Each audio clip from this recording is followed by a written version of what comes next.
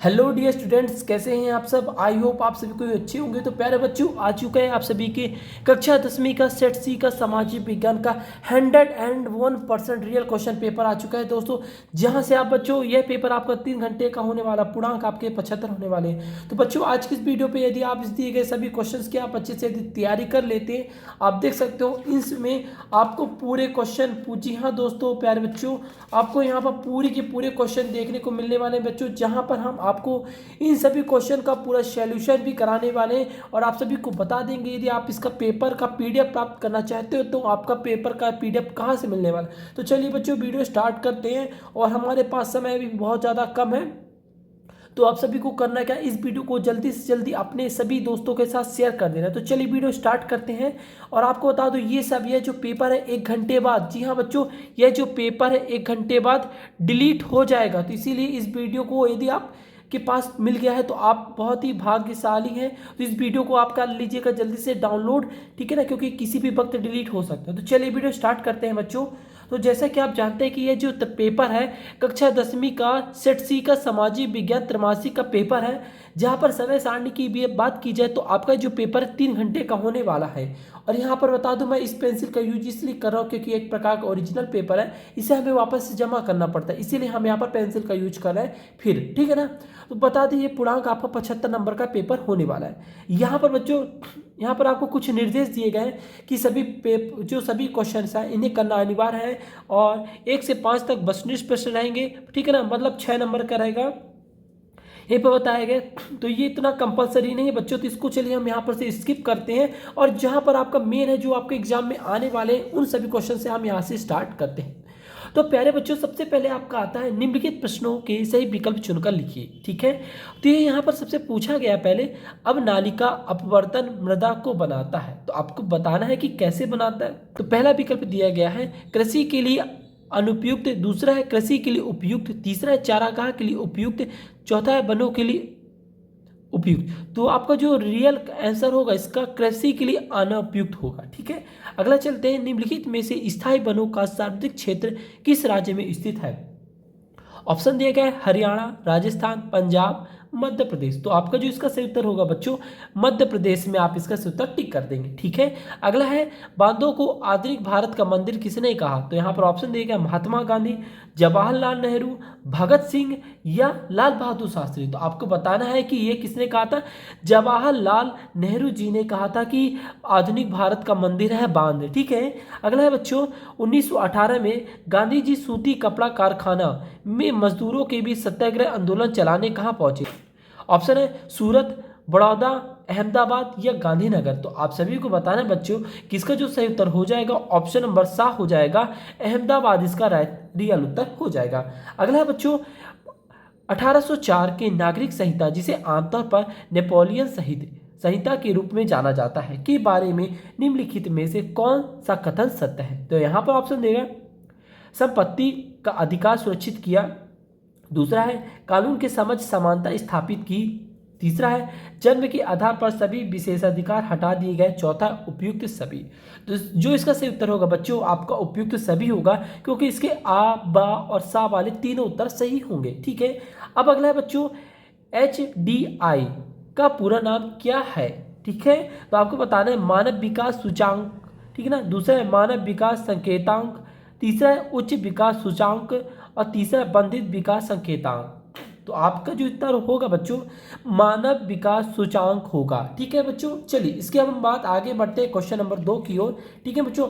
तो आपने को ये जो वीडियो है तो जल्दी से चैनल को सब्सक्राइब कर लेना है बच्चों, ताकि अभी तो आपको त्रैमासिक का सामाजिक विज्ञान का पेपर मिलने वाला है, इसके बाद बच्चों आपको हिंदी, अंग्रेजी, विज्ञान, संस्कृत सभी के सभी पेपर्स का आपको एक एक करके पेपर मिलने वाला है। और आपको यह पेपर, ओरिजिनल पेपर, केवल हमारे यूट्यूब चैनल और टेलीग्राम चैनल पर देखने को मिलेगा। तो जल्दी से चैनल को सब्सक्राइब कर लीजिएगा, ताकि जैसे हम इसकी नेक्स्ट वीडियो अपलोड करेंगे तो उसका नोटिफिकेशन आपको मिल सकेगा और अपने एग्जाम की बहुत अच्छी से तैयारी कर सकेंगे। तो चलिए प्रश्न क्रमांक 2 है, रिक्त स्थानों की पूर्ति कीजिए। पहला है, भारत में स्थानांतरित झूम खेती मुख्यतः विनिर्मित क्षेत्रों में की जाती है।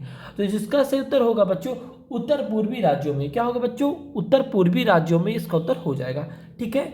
राष्ट्रवाद के चित्रों के माध्यम से दर्शाने वाले फ्रांसीसी कलाकार बिंदी बिंदी हैं, तो आप बताओगे बच्चों कौन है। तो यहाँ पर आप इसका जो सही विकल्प भर देंगे बच्चों फ्रेडरिक सूर्या, क्या बचेंगे, फ्रेडरिक सूर्या इसका भर देंगे उत्तर। ठीक है। जवाहरलाल नेहरू की अध्यक्षता में कांग्रेस ने बिंदी बिंदी में भारत के लिए पूर्ण स्वराज्य का एवं पूर्ण स्वतंत्रता की मांग को औपचारिक रूप दिया। तो आप इसका जो उत्तर लगाएंगे बच्चों पूर्व स्वराज, क्या लगाएंगे, पूर्व स्वराज इसका जो उत्तर हो जाएगा। ठीक है। अगला चलते हैं बच्चों, यहाँ पर इसका है अंतर्राष्ट्रीय एजेंसी मुक्त व्यापार की अनुमति देती है और देशों के बीच आपसी व्यापार का काम करती है। तो इसका जो सही उत्तर हो जाएगा बच्चों FTA, कौन हो जाएगा, जल्दी से लिख लीजिए FTA। और आपको बता दो बच्चों यदि आपको लिखने में दिक्कत हो रही तो आप दिक्कत न लीजिएगा, इसका जो PDF है क्वेश्चन पेपर और आंसर का, आपको इसका PDF जो है हमारे टेलीग्राम चैनल पर मिलेगा और टेलीग्राम का लिंक आपको डिस्क्रिप्शन में दिया है, तो जल्दी से वहाँ से जाकर ज्वाइन कर लीजिएगा। भारत में सरकार के विभिन्न अंगों के बीच शक्तियों का विभाजन बिंदी बिंदी कहा जाता है। तो आप बताओगे क्या कहा जाता है, तो इसका जो सही उत्तर हो जाएगा बच्चों आपका शक्ति का क्षैतिज वितरण, क्या हो जाएगा बच्चों, शक्ति का क्षैतिज वितरण। प्रश्न क्रमांक 6 बच्चों, बिंदी बिंदी संगठन मानव विकास रिपोर्ट प्रकाशित करता है। तो कब करता है बच्चों, तो कौन करता है, तो यह जो है संयुक्त राष्ट्र विकास कार्यक्रम के अंतर्गत जो रिपोर्ट है प्रकाशित किया जाता है। ठीक है बच्चों। चलिए इसके बाद बच्चों आता है आपका प्रश्न क्रमांक 3, निम्नलिखित प्रश्नों के उत्तर सत्य असत्य में लिखिए। पहला है 19वीं सदी के मध्य में इटली 10 राज्यों में बटा था। तो आप बताओगे कि ये कथन सत्य है कि असत्य, तो आप बताओगे बच्चों ये कथन हो गया आपका असत्य। ठीक है। नेक्स्ट है भारत के राष्ट्रवादी नेताओं की गिरमिटिया मजदूरों के प्रवास की व्यवस्था को अपमानजनक एवं क्रूर बताकर इसका विरोध करना शुरू कर दिया। इसे 1931 में समाप्त कर दिया गया था। तो ये कथन क्या होगा बच्चों, ये कथन होगा असत्य कि इसे समाप्त नहीं किया गया था। अगला है सर्वोच्च न्यायालय के न्यायाधीश की नियुक्ति राष्ट्रपति करता है। तो आप बताओगे बच्चों कि जी हाँ करता है, तो आप बता दोगे इसका उत्तर हो जाएगा सत्य।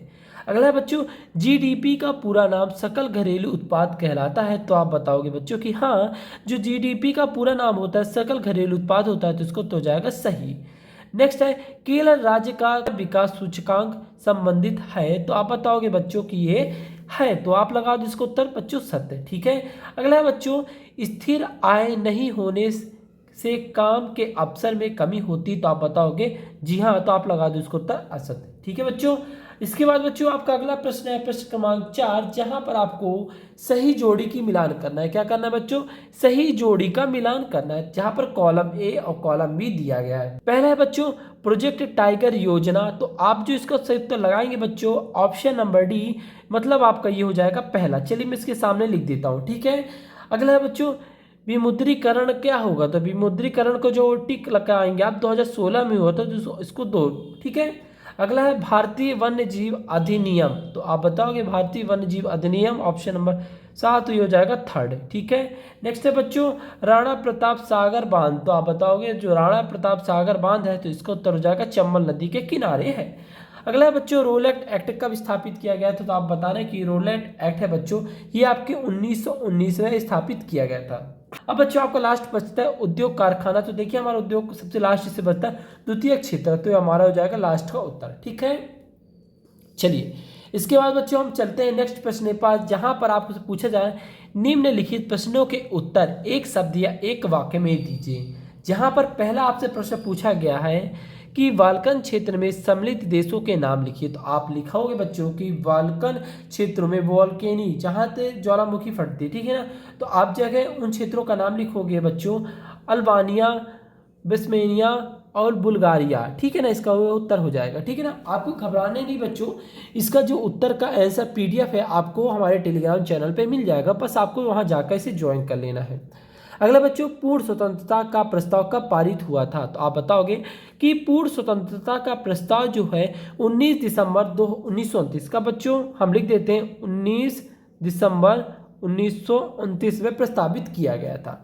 अगला है बच्चों G77 क्या है, तो आप बताओगे जो G77 है अंग्रेजी में प्रकाशित आवधिक समाचार पत्र है। क्या है बच्चों, न्यूज़पेपर है, ठीक है ना, आप बताओगे इंग्लिश न्यूज़पेपर है। अगला है बच्चों बेल्जियम किस महाद्वीप में स्थित है, तो आप बताओगे बच्चों कि बेल्जियम जो है यूरोप महाद्वीप में व्यवस्थित है, ठीक है। अगला है बच्चों प्रवंचन छिपी बेरोजगारी किस क्षेत्र में पाई जाती है, तो आप बताओगे बच्चों कि ये जो है अर्थव्यवस्था के कृषि और असंगठित क्षेत्रों में। क्या लिखोगे उत्तर बच्चों इसका, आप लिखोगे अर्थव्यवस्था के कृषि और असंगठित क्षेत्रों में पाई जाती है, ठीक है।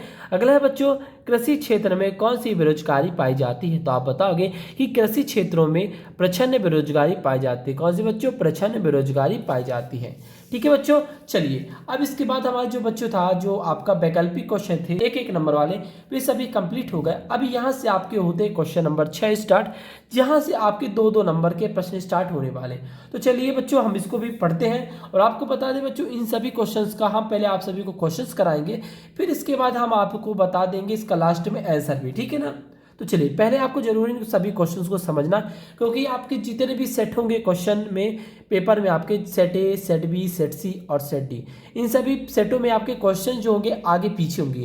तो यदि आप क्वेश्चंस को यदि अच्छे तरीके से समझ लेते हैं तो आप आंसर को अच्छे से लिख पाएंगे। बच्चों आता है आपका प्रश्न क्रमांक 6, मरुस्थलीय मृदा की कोई 4 विशेषता लिखिए। यहाँ पर आपको 4 व्यवस्था पूछी गई, लेकिन यहाँ पर आपको 2 नंबर मिल रहा है, इसीलिए आपको यहाँ पर केवल 4 व्यवस्था लिखनी है, छोटी छोटी लाइनों पे लिखना है, ठीक है ना। तो हम इसको उत्तर लिखेंगे बच्चों की आपको जो मिट्टी होती है मरुस्थल की, ठीक है ना, तो वहाँ की मिट्टी किस प्रकार की होती है आपको उसके बारे में बताना है। और अथवा में पूछा गया बच्चों संसाधनों के अति दोहन से उत्पन्न हुई को 2 समस्या लिखिए। मतलब जैसे आप संसाधन में आप कृषि हो गया, मिट्टी हो गया, पानी हो गया, इन संसाधनों का आप यूज करते हैं, तो इन संसाधन के उपयोग करने से आपको जो कोई 2 समस्या होती है उन समस्या के बारे में आपको बताना है। इसके बाद आता है बच्चों प्रश्न क्रमांक 7, पारिस्थितिकी तंत्र किसे कहते हैं अथवा वन्य जीव संरक्षण अधिनियम में संकटग्रस्त जातियों को बचाने हेतु क्या नियम बनाया गया है, ठीक है। अगला है प्रश्न क्रमांक 8, भाखड़ा नागल परियोजना का एक उद्देश्य लिखिए। आप जानते हैं कि भाखड़ा नागल जो परियोजना एक बांध है, ठीक है ना, आपको उसकी एक उद्देश्य लिखना है, एक विशेषता भी लिख सकते हैं। अथवा में पूछा गया है बांस ड्रिप सिंचाई प्रणाली किस राज्य में स्थित है, मतलब ये जो सिंचाई की प्रणाली किस राज्य में आप सभी को बताना है। अगला है दोस्तों बच्चों हमारे बाल्कन प्रदेशों में राष्ट्रवादी तनाव क्यों उत्पन्न हुआ अथवा क्राउड क्रैमलो दे कूवर पर टिप्पणी लिखिए। मतलब आपको इस टॉपिक पे आपको क्या बच्चों करना है, टिप्पणी लिखना है, ठीक है बच्चों। अगला है हमारा बच्चों महात्मा गांधी ने अपनी पुस्तक हिंद स्वराज में भारत में ब्रिटिश शासन के बारे में लिखा है कोई 2 तथ्य लिखिए अथवा पूर्ण स्वराज की मांग के बारे में आप क्या जानते हैं इसके बारे में आपको बताना है। अगला बच्चों जलियांवाला बाग हत्याकांड पर टिप्पणी लिखिए अथवा ज़्यादातर मुस्लिम संगठनों ने साबियन अवज्ञा आंदोलन के प्रति रुचि नहीं दिखाई, ये क्यों, ठीक है ना। तो आपको इसके बारे में बताना है कि उन्होंने आखिरकार रुचि क्यों नहीं दिखाई, ठीक है। चलिए अगला है बच्चों प्रश्न क्रमांक हमारा प्रश्न क्रमांक 12 वैश्वीकरण क्या का क्या अर्थ है अथवा सर हेनरी मॉर्टन स्टैनली कौन थे और वह क्यों प्रसिद्ध थे, मतलब वो कौन व्यक्ति थे और वह किस लिए प्रसिद्ध थे, आपको बताना है इस पे, ठीक है।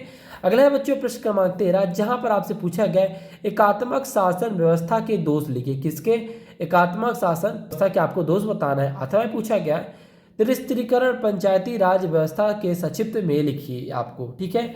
अगला है बच्चों प्रश्न क्रमांक 14 जहां पर आपसे पूछा गया विश्व बैंक की विश्व विकास रिपोर्ट के अनुसार समृद्ध देश एवं विभिन्न आय वाले देश के मानक क्या हैं, ठीक है ना। यदि आपको प्रश्न बनता है तो ठीक, तो आप इसका नहीं बनता तो आप इसका अथवा लिख सकते हैं कि शिशु मृत्यु दर से आप क्या समझते हैं, भारत में शिशु मृत्यु दर वर्तमान में कितनी है। मतलब आपको बताना है बच्चों कि 1000 शिशु, यहाँ पर जो शिशु मृत्यु दर मतलब 1000 शिशु यदि जन्म लेते हैं उनमें जो शिशु की मृत्यु की दर है वो क्या है, ठीक है, उसको परिभाषित करना है यहाँ पर और आपको बताना है कि अभी वर्तमान में शिशु की मृत्यु दर कितनी है, ठीक है। अगला है बच्चों यहाँ पर आपसे संगठित क्षेत्र के कर्मचारी को प्राप्त होने वाले लाभ का नाम लिखिए, ठीक है ना। मतलब जो संगठित क्षेत्र होते हैं वहाँ पर जो कर्मचारी वर्कर काम करते हैं उन्हें क्या लाभ होता है। अथवा मैं प्राथमिक क्षेत्र सुधार के 3 सुझाव लिखिए। इसके बाद आता है प्रश्न क्रमांक 16, विकासित एवं विकासशील देशों की तुलना कीजिए अथवा, चलिए मतलब आपको बताना क्या है बता दूं, जैसे जो देश विकास हो गया और जो देश विकासशील कर मतलब विकास कर रहे हैं उनके बारे में आप सभी को बताना है दोस्तों। ठीक है बच्चों, चलिए इसके बाद चलो बच्चों हम चलते हैं प्रश्न क्रमांक 17 में। पहले इसका अथवा देख लेते हैं। तो अथवा पूछा गया बच्चों, भारत एक विकासशील देश है, उसके बारे में आपको 2 कथन लिखना है। यहाँ पर भी आप 2 कथन लिखोगे और आपको 2 नंबर मिलने वाले। इसके बाद बच्चों प्रश्न क्रमांक 17 आता है, बैंकों की आय के मुख्य 2 स्रोत कौन कौन से हैं, अथवा 7 के मुख्य स्रोत लिखिए। ठीक है ना। इसके बाद आता है बच्चों प्रश्न क्रमांक 18, जैव विविधता को प्रभावित करने वाले कोई 3 कारक लिखिए अथवा वन्य प्राणी संरचना के कोई 3 उपाय लिखिए। मतलब बच्चों आपको बताना है कि जो वन्य में जंगलों में रहने वाले जो प्राणी हैं उनके संरक्षण के लिए आप कोई 3 उपाय बताइए। ठीक है ना। इसके बाद प्रश्न क्रमांक 19 है बच्चों हमारे, इटली के एकीकरण में जोसेफ मेसियन के योगदान का वर्णन कीजिए अथवा भारतीय अर्थव्यवस्था पर 1929 में महामंदी पर क्या प्रभाव पड़ा। आपको महामंदी के बारे में बताना जो 1929 में हुआ था। इसके बाद बच्चों आपका आता है प्रश्न क्रमांक 20, भारत के 3 ऐसे राज्यों के नाम बताइए जिनका विभाजन कर नया राज्य बनाया गया। तो बताना बच्चों कि भारत में ऐसे कोई 3 राज्य बताएं जिसका विभाजन करके एक नया राज्य बनाया गया। आप उन 3 राज्यों का आपको केवल नाम लिखना है और यहाँ पर आपको मिल जाएगा 3 नंबर बच्चों। अथवा में पूछा गया बच्चों, संघात्मक शासन व्यवस्था की कोई 3 विशेषताएं लिखिए। ठीक है, तो आपको यहाँ पर उनकी केवल 3 विशेषताओं को वर्णन करना है। ठीक है बच्चों, अगला है बच्चों प्रश्न क्रमांक 21, संसाधन नियोजन क्यों आवश्यक है। संसाधन नियोजन को सोपन लिखिए अथवा मृदा प्रच्छेदिकी से क्या तात्पर्य कीजिए। ठीक है ना। इसके बाद बच्चों आता है प्रश्न क्रमांक 22, इतिहास के पुनर्व्यवस्था राष्ट्रवाद की भावना पैदा करने का एक साधन था, स्पष्ट कीजिए अथवा महात्मा गांधी के अनुसार सामाजिक अपगंधता केवल राजनीतिक सस्तीकरण से ही दूर हो सकती है, स्पष्ट कीजिए। ठीक है ना। इसके बाद बच्चों आता है आपका प्रश्न क्रमांक 23, जो आपका क्वेश्चन पेपर का सबसे लास्ट क्वेश्चन है और इसके बाद मैं आपको बताऊंगा जो इसका आपका आंसर है वह भी। ठीक है ना। तो भारत के मानचित्र में निम्नलिखित में से किन्हीं 4 स्थानों की पहचान कर दर्शाइए। पहला है सरिस्का, मतलब देखिए बच्चों यहाँ पर आपको एक एग्जाम में आपको एक डायग्राम भी दिया जाएगा। आप देख सकते हो ये आपको पूरा डायग्राम है। ठीक है ना। आपको उस डायग्राम में आपको इन सभी चीज़ों का देखो 1 2 3 4 5 6 7 8 टोटल 8 चीज़ें हैं। इन 8 चीज़ों को आपको इस डायग्राम में दर्शाना है। तो चलिए देखते हैं वो कौन कौन से। तो पहला है सरिस्का बांध रिजर्व, दूसरा है थार का मरुस्थल, तीसरा मरुस्थल मिट्टी आपको बताना है, चौथा हीराकुंड बांध को दर्शाना है, 5वां है महानंदी को, 6वां है सरदार सरोवर बांध को, 7वां है त्रिगवेरा उत्कृष्ट जल संरक्षण तंत्र को और चौथा है भाखल नागर बांध को इस मैप में दर्शाना है। तो बच्चों इस प्रकार से आपके जो केवल 23 क्वेश्चन थे आपके एग्जाम में पूछे गए थे। और रही बात इसके आंसर सीट की, तो आप बोलोगे तो इसके हम आंसर का एक नया वीडियो बना देंगे जहां पर हम इसके क्वेश्चंस को और इसके आंसर दिला देंगे। और यदि आपको आंसर नहीं चाहिए तो आप क्या करना है, आपको टेलीग्राम ज्वाइन कर लेना है जिसका लिंक आपको डिस्क्रिप्शन में मिल जाएगा बच्चों। और वहां पर से आप जा करके इसका PDF प्राप्त कर सकते हैं, जहां पर आपको विकल्प से लेकर के क्वेश्चन और आंसर सभी का आपको PDF मिलने वाला है एवं हाथों से लिखा हुआ PDF मिलने वाला है। तो बच्चों जल्दी से जाके उसे ज्वाइन कर लीजिएगा। और बच्चों यदि वीडियो पसंद आई तो प्लीज़ वीडियो को लाइक करिएगा और चैनल को सब्सक्राइब करके बेल आइकन को ऑन कर लीजिएगा, ताकि जैसे ही आपके नेक्स्ट वीडियो का अपलोड होगा वीडियो, जैसे कि आपका मैथ हो गया, गणित हो गया, संस्कृत, अंग्रेजी, सामाजिक विज्ञान, जैसे इन सब की वीडियो अपलोड होगी तो उसका नोटिफिकेशन सबसे पहले आप सभी को प्राप्त हो जाएगा। और बता दूं हमारे टेलीग्राम ग्रुप है जहां पर केवल 500 मेंबर्स का मेंबरशिप है बच्चों, जहां पर आप केवल 500 बच्चे ही ज्वाइन कर सकते हैं, वो भी फ्री ऑफ कॉस्ट में, कोई भी पैसा वहां पर नहीं लगेगा, केवल 500 बच्चों वहां ही ज्वाइन कर सकते हैं। तो उसका भी टेलीग्राम चैनल का लिंक आपको नीचे दिया गया है, उसे सबसे पहले ज्वाइन कर लीजिएगा। तो बच्चों आज के लिए बस इतना ही, फिर मिलते हैं नेक्स्ट वीडियो के साथ। तो अभी तक आपने इस वीडियो को शेयर नहीं किया है तो जल्दी से अभी सभी दोस्तों के साथ शेयर करिए। So thanks for watching my video.